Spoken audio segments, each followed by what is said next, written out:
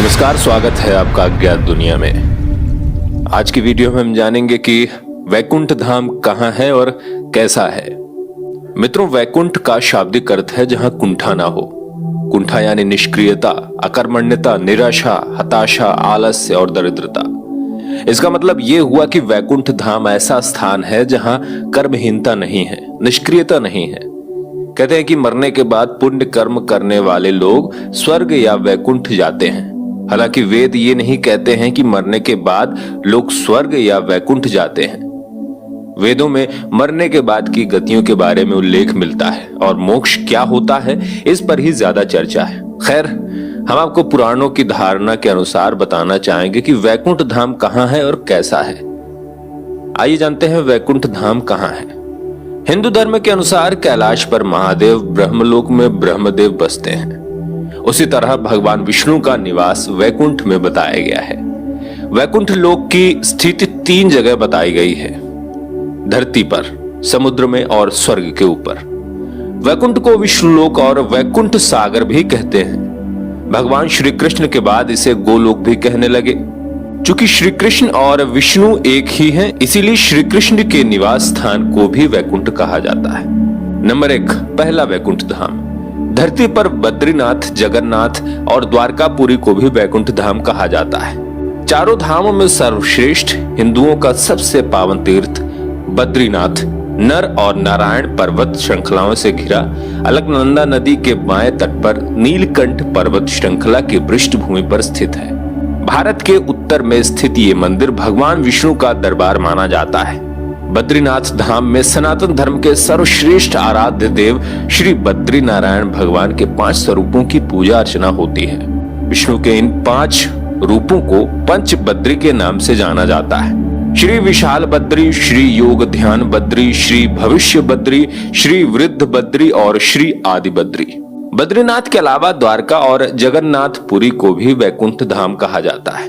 कहते हैं कि सतयुग में बद्रीनाथ धाम की स्थापना नारायण ने की थी। त्रेता युग में रामेश्वरम की स्थापना स्वयं भगवान श्री राम ने की थी। द्वापर युग में द्वारिका धाम की स्थापना योगीश्वर श्री कृष्ण ने की और कलयुग में जगन्नाथ धाम को ही वैकुंठ कहा जाता है। पुराणों में धरती के वैकुंठ के नाम से अंकित जगन्नाथपुरी का मंदिर समस्त दुनिया में प्रसिद्ध है। ब्रह्म और स्कंद पुराण के अनुसार पुरी में भगवान विष्णु ने पुरुषोत्तम नील माधव के रूप में अवतार लिया था। नंबर 2, दूसरे वैकुंठ की स्थिति धरती के बाहर बताई गई है। इसे ब्रह्मांड से बाहर और तीनों लोकों से ऊपर बताया गया है। यह धाम दिखाई देने वाली प्रकृति से 3 गुना बड़ा है। इसकी देखरेख के लिए भगवान के 96 करोड़ पार्षद तैनात हैं।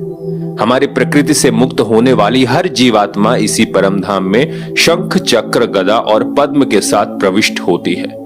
वहां से वो जीवात्मा फिर कभी भी वापस नहीं होती।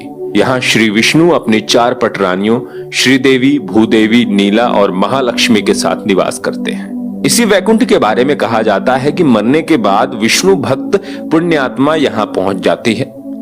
पुराणों के अनुसार इस वैकुंठ की स्थिति हमारे ब्रह्मांड से परे है। जीवात्मा जब उस वैकुंठ की यात्रा करती है तो उसको विदा देने के लिए मार्ग में समय के देवता, प्रहर के देवता, दिवस के देवता, रात्रि के देवता, दिन के देवता, ग्रहों के देवता, नक्षत्रों के देवता, माह के देवता, मौसम के देवता, पक्ष के देवता, उत्तरायण के देवता, दक्षिणायन के देवता, सभी तलों, अतल, सुतल, पाताल आदि के देवता, सभी 33 कोटि के देवता पहले उसे पुनः किसी योनि में धकेलने का प्रयास करते हैं या वैकुंठ जाने देने से रोकते हैं। लेकिन जो जीवात्मा प्रभु श्री कृष्ण की शरणागति होता है उसको ये सभी एक पाद विभूति की अंतिम सीमा तक ले जाते हैं और त्रिपाद विभूति के बाहर प्रवाहित होने वाली विरजा नदी के तट पर छोड़ देते हैं। इसी एक पाद विभूति में हमारा संपूर्ण ब्रह्मांड और सारे लोक अवस्थित हैं। इस एक पाद विभूति की सीमा के बाद शुरू होता है वैकुंठ धाम।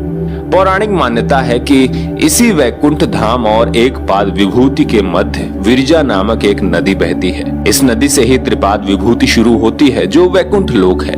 मुक्त होने वाले जीवात्मा को जब सभी देवता विरजा नदी तक छोड़कर जाते हैं तब वो जीवात्मा नदी में डुबकी लगाकर उस पार चली जाती है। उस पार से पार्षदगण उसको सीधे श्री हरि विष्णु के पास ले जाते हैं। वहां वो उनके दर्शन करके परम आनंद प्राप्त करता है। इस प्रकार त्रिपाद विभूति में ही वो जीवात्मा सदा के लिए स्थापित हो जाती है।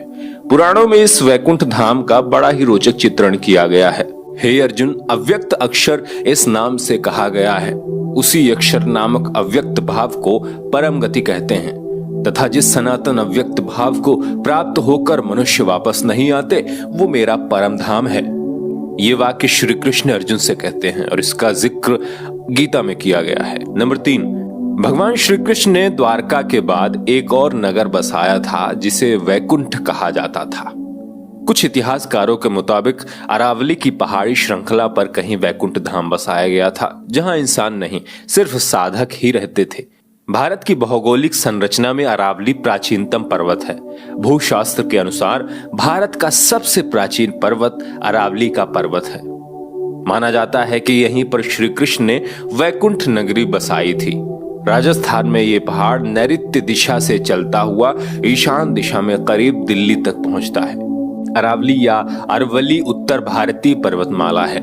राजस्थान राज्य के पूर्वोत्तर क्षेत्र से गुजरती 560 किलोमीटर लंबी इस पर्वतमाला की कुछ चट्टानी पहाड़ियां दिल्ली के दक्षिण हिस्से तक चली गई हैं। अगर गुजरात के किनारे अर्बुद या माउंट आबू का पहाड़ उसका एक सिरा है, तो दिल्ली के पास की छोटी छोटी पहाड़ियां यानी धीरज दूसरा सिरा है। मित्रों, आज के लिए बस इतना ही। यदि आपको कुछ कहना है तो कमेंट बॉक्स में हमें अवश्य बताएं। साथ में जय श्री विष्णु लिखना ना भूलें। चैनल में अगर आप नए हैं तो चैनल को सब्सक्राइब करके बेल नोटिफिकेशन को ऑन कर लें, ताकि इससे हमारी मदद भी हो जाए और आपको भी समय समय पर वीडियो की नोटिफिकेशन मिलती रहे। तब तक के लिए जय शंकर।